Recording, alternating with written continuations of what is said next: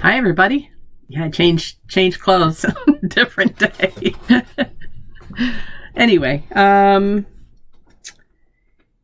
was thinking about language still. I'm really on this kick, I know, about how we talk with ourselves, how we talk with God, how we talk with each other, the need for kindness in our world. But then I ran across this reading. It was in my inbox from our friends over at Daily Om this morning, and I want to share it with you. It's kind of based around the same things that we've been talking about, but a little different take.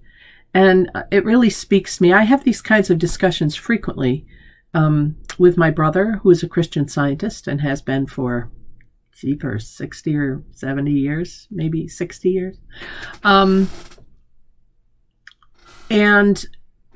that was always an interesting dynamic in our family, since our grandfather and great-grandfather were both medical doctors.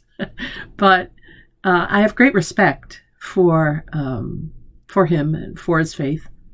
And one of the things that I think they are absolutely right about is how our mental attitude can shape our physical being. Of course, now science has proven that.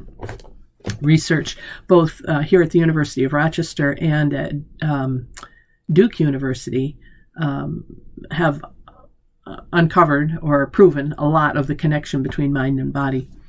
But let me read this and then let's chat about it. It's called Mind Over Matter.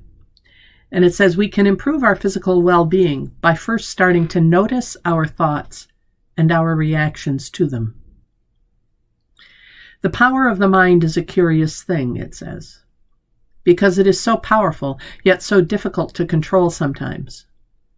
We find ourselves thinking a certain way, knowing that this thought may be creating trouble for us, yet we find it difficult to stop. Ever happened to you? Happens to me. For example, many people have the experience of getting sick at the same time every year or every time they go on a plane.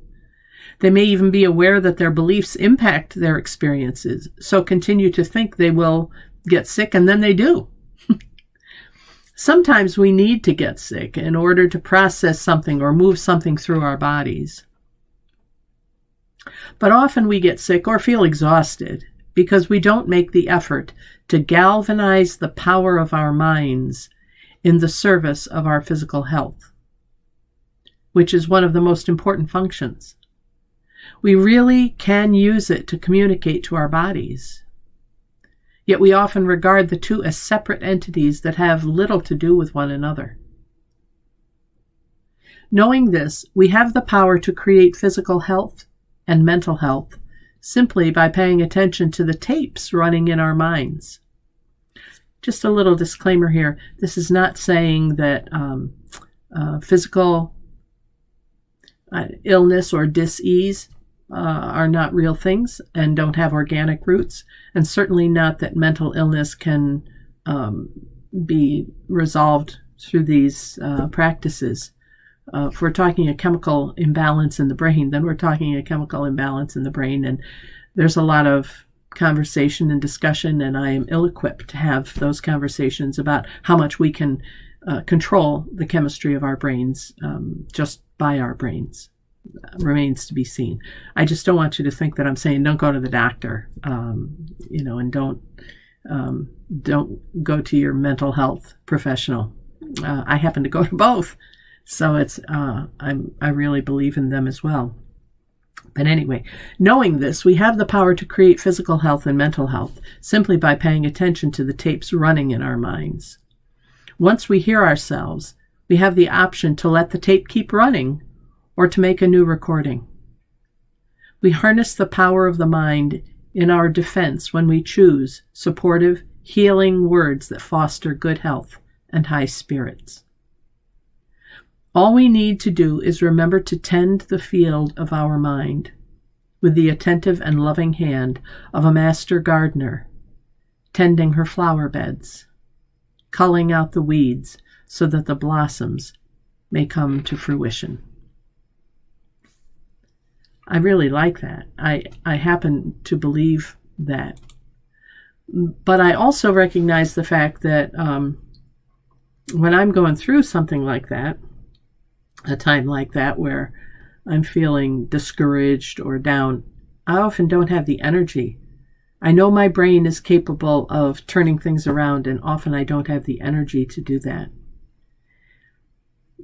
I'm guessing that maybe you have experienced that too. And so what I've learned is helpful. I'm going to share with you, and that is crying out to God in prayer.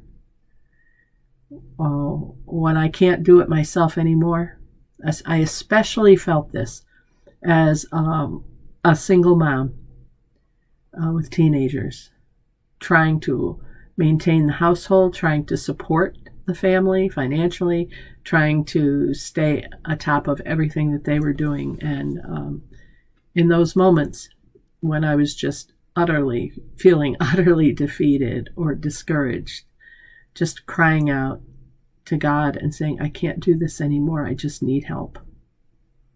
And you know what? It was forthcoming. Sometimes it was in the form of another person. One of my friends just had the idea to give me a call, for instance.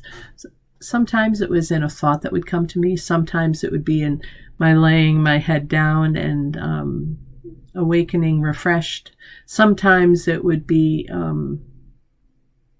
having a conversation with people who'd already crossed over to the other side, my go-to people, my parents usually, asking their advice and being calm and quiet.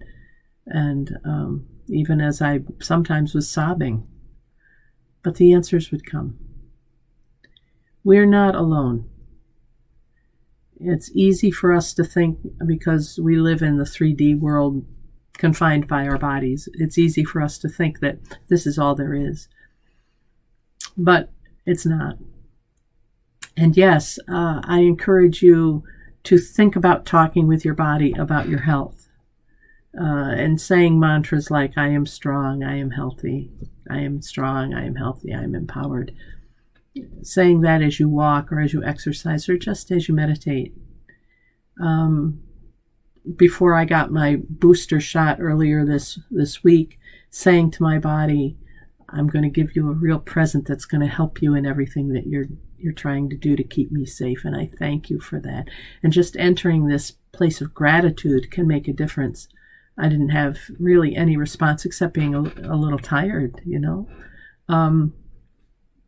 So I invite you to consider the language you use with yourself and to be gentle with yourself and to realize we're not alone, that even if we don't have the energy to turn things around, God does. I hope you have a good day. I'll see you next time.